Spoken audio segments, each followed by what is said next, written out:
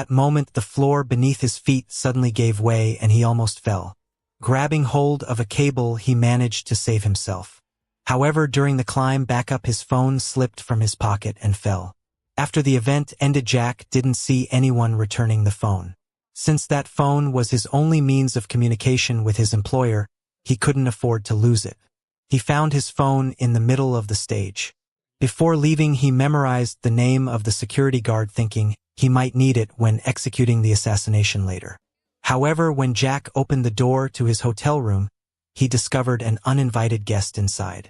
Jackal sighed, turned around, and locked the door behind him. He walked toward the woman, staring at her with a murderous look. The woman, unfazed, said that Jack had taken their $20 million but acted recklessly in Munich. If I don't deliver, if you don't deliver, it will take extreme measures.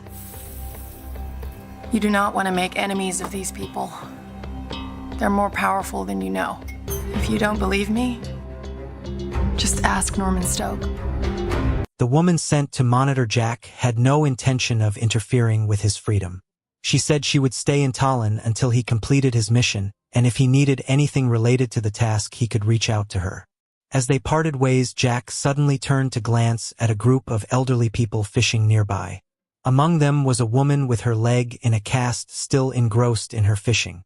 Back at the hotel, Jack logged into a secure website to contact Norman, informing him that he needed a special gun.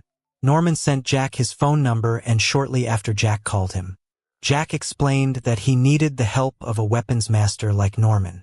However, before detailing his request, Jack asked if Norman had encountered anything unusual lately. Norman mentioned that he had dealt with a few uninvited guests recently, but assured Jack that he had taken care of them. All right, and you're 100% secure now? 100%. You know I don't like risks. You know I don't either. Distance to the target is 75 meters. Not like you to get that snug. Yeah, unfortunately, it's my only option. What are the obstacles? A metal detector and an ultra-sensitive scanner, but I've got an idea for that. When do you need it? Well, the job's in 5 days.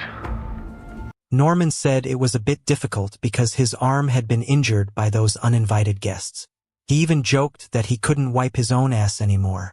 He admitted he couldn't complete the job alone within 5 days and had no assistance because he didn't trust anyone.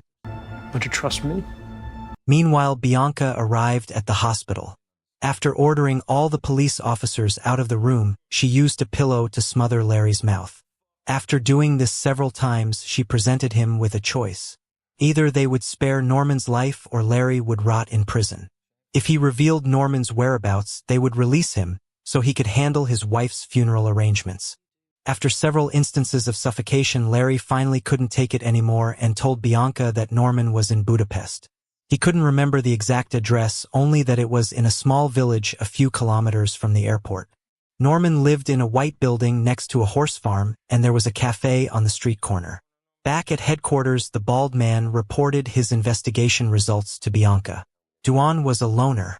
He paid great attention to detail and was a naturally gifted sniper.